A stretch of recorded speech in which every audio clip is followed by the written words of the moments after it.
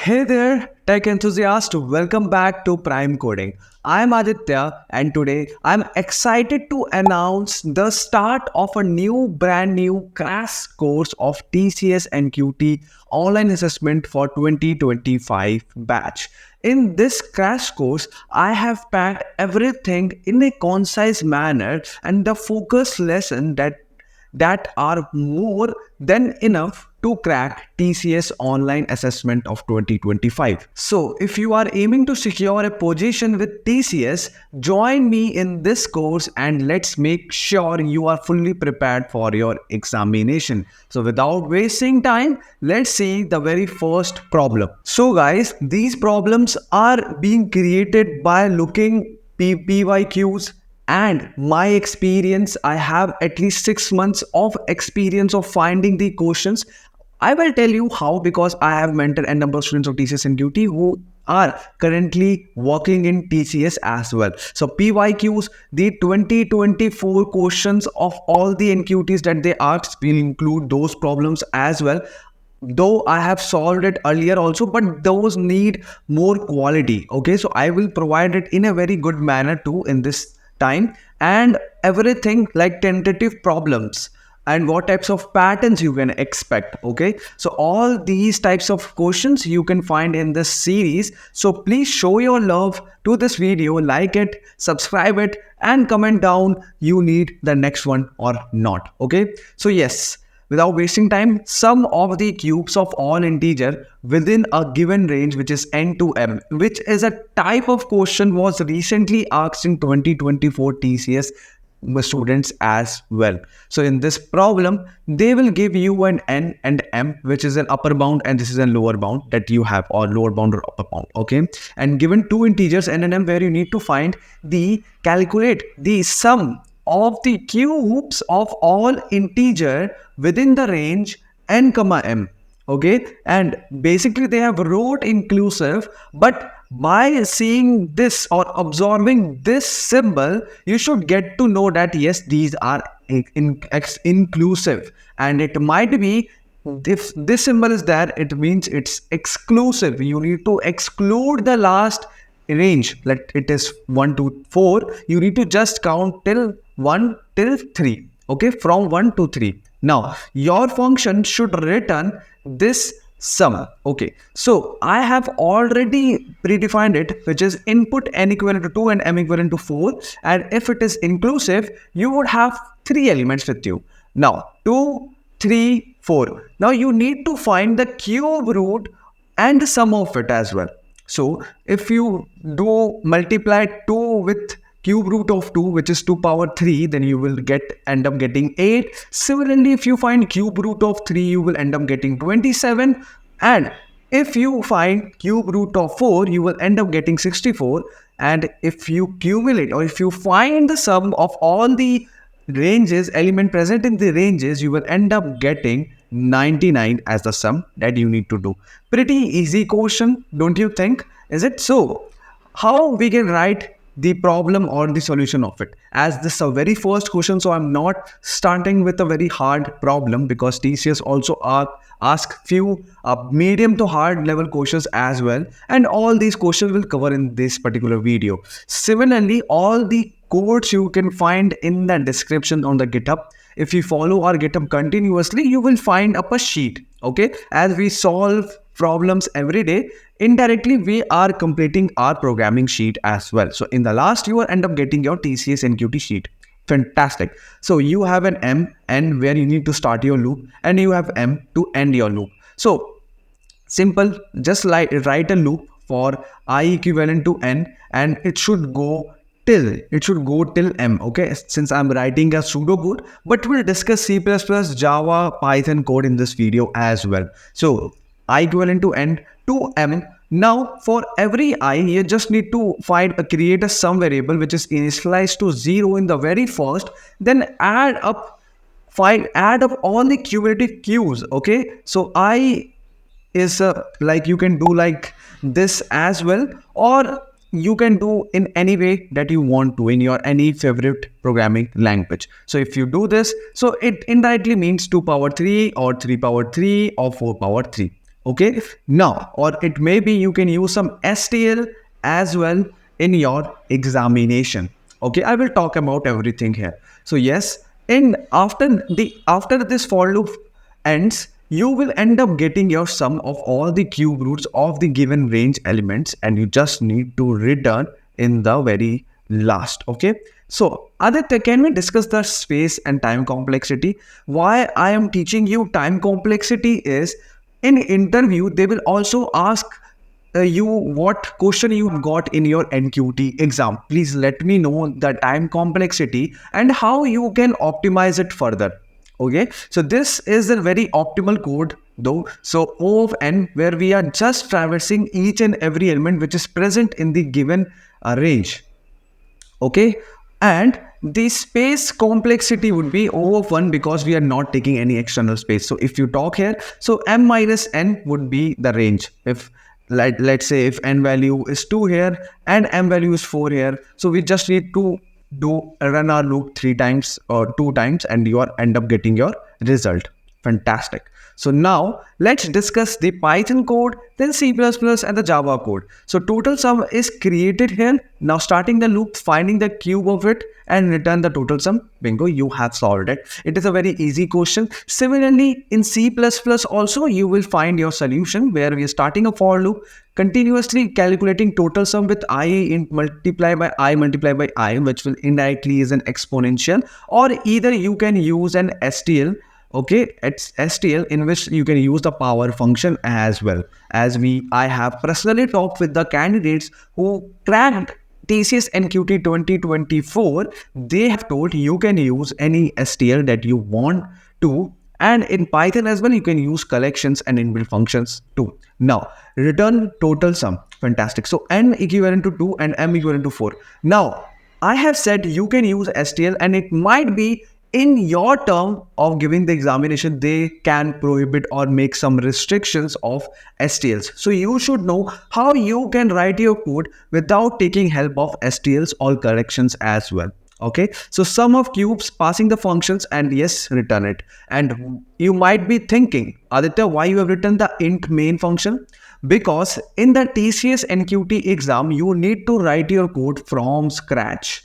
From scratch, you need to write your code from main function to anything that they want you to do. You need to write it from scratch. Why I am telling you in this detail is because this is the very first time for a 2025 batch who will appear for TCS NQT. So you should know all the rules. Okay, and please guys, make sure that in the Python I will tell, please watch the how to take input. Okay, how to take input in TCS NQT exam. The video is already there on my channel. Okay, because you will find n number of problems in taking NQT input. Okay, and please watch the podcast as well where the candidate has told how you can rectify the input errors if you have tackled or if you faced anything in your examinations.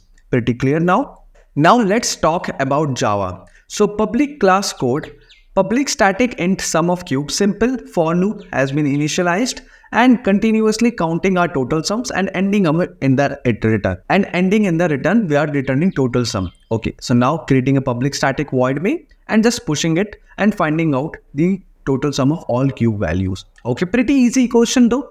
Now, you might be thinking, Aditya, what all these names that you have written on the screen? Guys, these are the students who cracked TCS NQT 2024. Okay, and they are not just this much. Okay, we have n number of students with us, but the number of students that we can fill on this slide, we have dead. So how they have cracked everything? By taking the mock session where in detail personalized feedback, resume review, and we have tons of questions and interview experience of TCS NQT. So we are known for TCS NQT though. So this will definitely help you to crack your TCS NQT any role. Okay, they are not like you will be rejected. If you take this session, you will not get rejected. At least you get demoted if you have not performed well in your interview.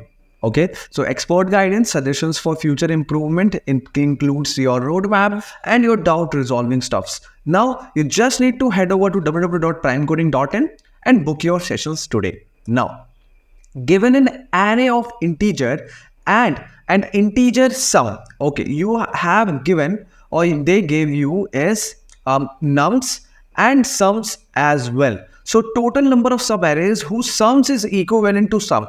And please mind all these types of questions, because in TCS NQT 2024, these subarray problems were on trend.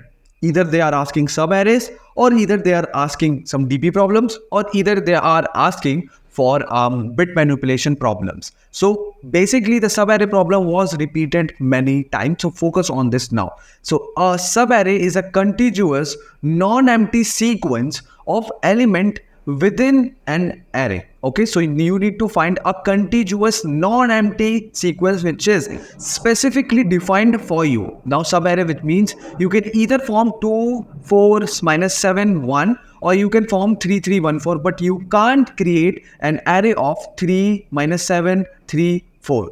Okay, I guess you got my words. Now how you can do this question?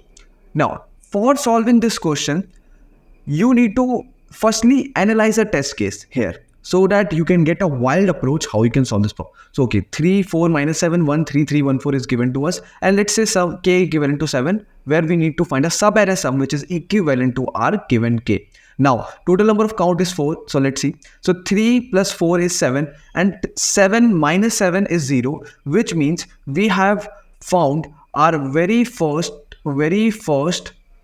subarray, or I would say it is not the very first, because 3 plus 4 would be the very first subarray whose sum is equivalent to the given k, and if you include this as well, so it becomes 0. Now 3 plus 1 is 4, then 3 plus 1 is 4 plus 3 7, so till here you will get a second subarray whose sum is equivalent to k. So in a similar fashion, you need to find all the counts of subarray whose sum is equivalent to k. Now if you are being in programming, I guess you might have end up getting a brute force approach, where you think of, let's say 3 1 2 4. Let's take the example of this problem. You might thought is, let's fix our I and create two loops approach. So from I will check for rest over element, and whatever subarray that we are creating, if it is equivalent, if sum is equivalent to k, will increment our counter. Okay, let's say the counter values here. So if let's say you are at I value is 3, and you will iterate on rest over elements. So okay, 3 plus 1 is 4, then 4 plus 2 is 6, and what ends as, let's say your k value is 6 here. So okay, you got 6 as an sum of a subarray, where your subarray till now here is this. Okay, 3 1 2 is your subarray till now. So the sum of this is 6, and you found out 6, so you will increment a counter, and if you add up 4, you will land up getting 10. So 10 is greater than k, so it is not equivalent to k, so it will be not affecting our count. Now my I is incremented here. Now 1 plus 2 I will get it as 3, and 3 plus 4 I will get it as 7, so it is greater than, so nothing will happen. Now my I comes here, so now 2 plus 4 is equivalent to 6, which means you have a subarray whose sum is equivalent to the given k, and you will increment our pointer to 2. Okay, so two loose approach that we are pursuing here currently. So now when your I comes to here, your sums become 4, and it is less than 6, which is not make any sense. Now the loop is 2, and you will return the count, which is 2. You got two subarrays whose sum is equivalent to k. Now what would be the pseudocode of it? Just for I equivalent to 0 to n, and for j equivalent to, or I would say for j equivalent to I plus 1 to n, and currently you need to find the sum of every element, sum plus equivalent to array of j, and if any time you find that your sum is equivalent to k, then please increment your counter. So this can be the one approach of your solution, where you need to initialize your sum here as array of I. So this will take O of n square time complexity, which is fairly high. Okay, now in your test, please look on the constraints that they have given to you. If the constraint said you only need to write a program which will take only 1000 seconds, then you can write O of n square correctly. But if your n input is written that you need to write your code under 10 to the power 4, then your this approach won't work. you need to write your program in O of n time complexity. Okay, so for that you need to reconstruct your approach. Now, how you can reconstruct your approach? Now, let's take the same example. You have an array. Okay, you have array 3, 1, 2, 4. Great. And you have a k which is equivalent to 6. Now, you need to find a subarray sum which is equivalent to 6, and you need to solve your program in just O of n time. Now, how you can do it? Now, to finding it, there's a few concepts. I know you know it, but still, let's have a revise. Okay, so 3 is also called as a subarray of array. Is it? A single element is also called as a subarray. It can be implemented to 1, 2, or 4 as well. So this is the thing that I want to tell you. And we'll solve this problem in using a map data structure. You can use it as map. If you are from Python, you can terminology this as dictionary, or if you are from Java, you can think as a hash map.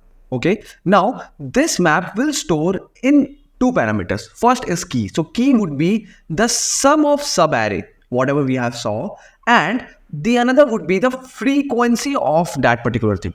Okay, so if let's say it is written as 4, 2, which means there is a subarray whose sum is equivalent to 4, and there are 2 subarrays whose sum is equivalent to 4. How? Because I can see frequencies too, which means there are 2 subarrays whose sum is equivalent to 4. And what are they? If you take this as an example, you will get it as 3, 1 as in 4 you will get, and 4 you will get as a sum. So these are the 2 subarrays whose sum is equivalent to 4. So this is the thing that I want to show you up. So I have did. Now, how you can use this thing to solve this problem? Okay, now I will use the prefix sum here, and how I can find whether we have a subarray or not. Stay tuned, I will tell you. So firstly, I will check. Okay, first element is 3. Okay, now we have 3, and I will create a difference variable or remove variable or anything. Okay, so difference I will check by my prefix sum till now, whatever I got,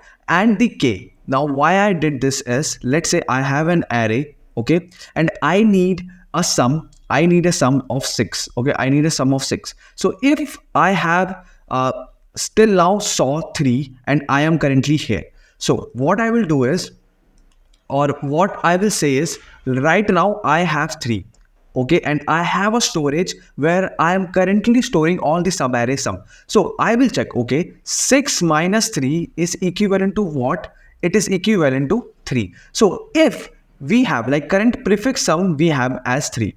Current prefix sum is we have as 3. So, and we found a difference as 6 minus 3, which is 3. So if we got 3 more, if we got a subarray whose sum is equivalent to 3, then we can combine the element of the current prefix sum that we are pointing on and the subarray that we already traversed. If we got the rest over sum, then we can find, or we can create a subarray whose sum is equivalent to 6. Is it? So yes. Now if you see, okay, let's say your map also has a 3, 1 as a storage where you have a subarray. Okay, so 3, 1, and PS you find out the difference as 3, and you find the difference in your subarray, which means you can increment your counter. Now I know that it type of clumsy, but let's take an example here. Okay, so firstly I will append 0, 1 here. Now why?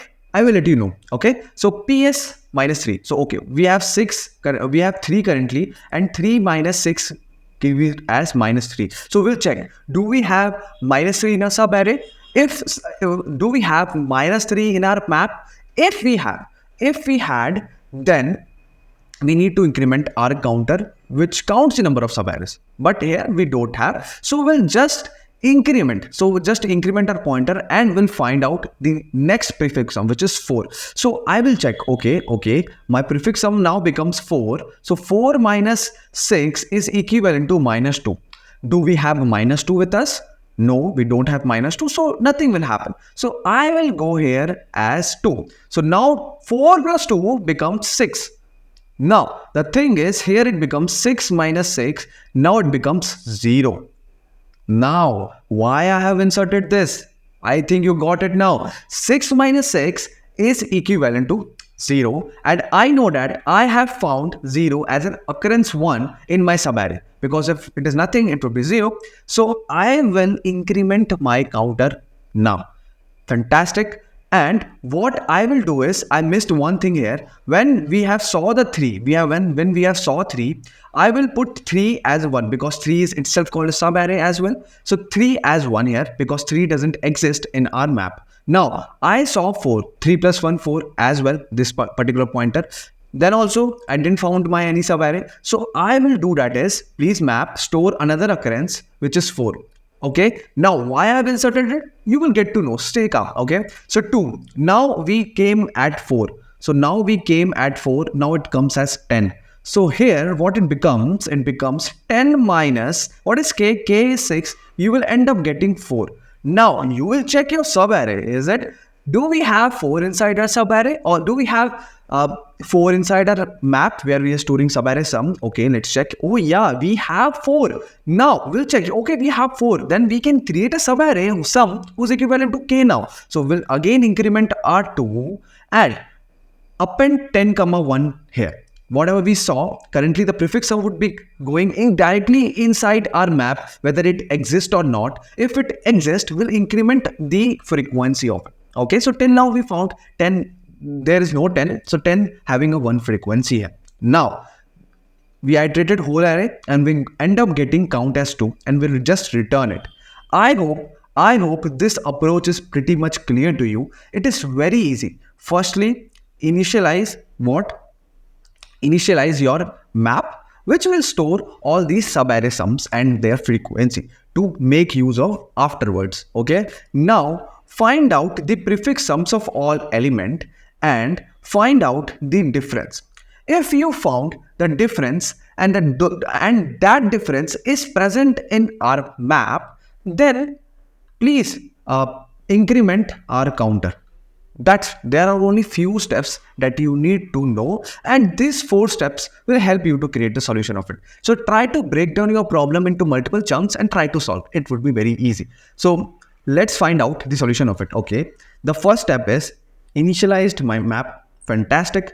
Pre-sum variable initialized, count is initialized because that is needed by us, and map 0 comma 1, which is essential. Okay, if anytime you found 0, you should have 0 inside it so that you can count it as sum. If you don't have 0, you will not able to tackle that test case where you end up getting subarray difference as 0. Okay, so for I in range n, what happen here is pre-sum you will continuously calculate your sum. Is it 3 plus 1, then whatever sum we have, and then 2, then 4, is it? So now we'll check out the remove part, which is the difference among the prefix sum and the k.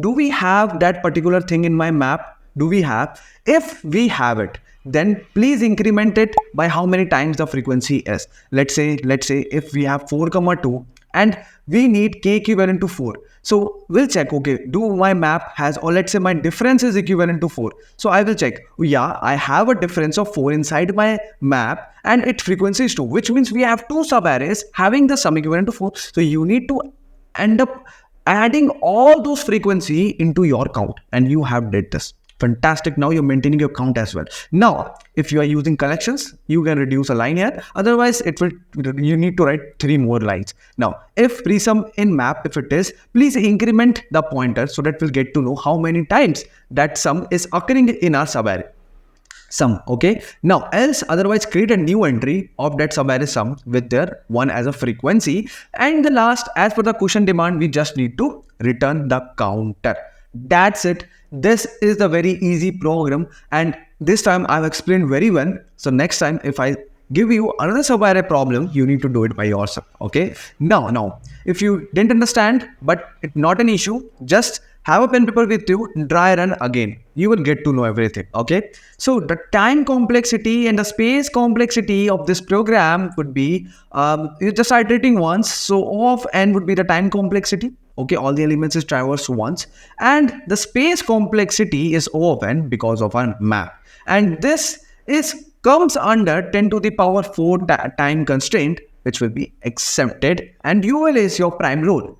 Okay, now this is from my side. If you need another problem or another series or another videos on more problems, so now let's discuss of CPP code as well. But before going to it, if you want this series to be continued, please make sure that we'll hit 300 likes on this video, and more than 100 comments or 300 to 400 likes, okay, then I will upload another, I will upload another, I will upload 4 to 5 videos, try to upload everything, because I need you to prepare well and crack your role. Okay, so just support me as well, because this types of content takes a lot of effort. We're currently finding more questions, we have more questions with us, the quality solutions as well as the quality explanations. Okay, now same applied to here. Created an int function, which is a return type, which we are returning the count. Okay, now on order map has been created, presum and count has been initialized, and doing the same stuff here as well, and putting up the values to our function and fetching out the answer from it. Similarly, hash map has been initialized in the Java code as well. Presum in this, firstly putting map key 0 to 1 inside our map, and following a for loop to find whether do we have a subarray sum equivalent to k. If it is, please put inside it and return the counter main function to get the result. Okay, so please, if you want the series to be completed, please make sure that 300 likes and 50 to 100 comments is more than sufficient to upload the next videos or video of sets. Okay, I have created 4 sets, I will upload it. Now, TCS, you have n number of problems, and essentials already been uploaded, n number of resources, you just need to head over to it and make sure that you will definitely crack your essential process if you have continuously solved all the video problems that I have taught. So please do subscribe it, like this video and share with your friends so that you can also help in their career building. So we'll meet you with a new problem solving video soon.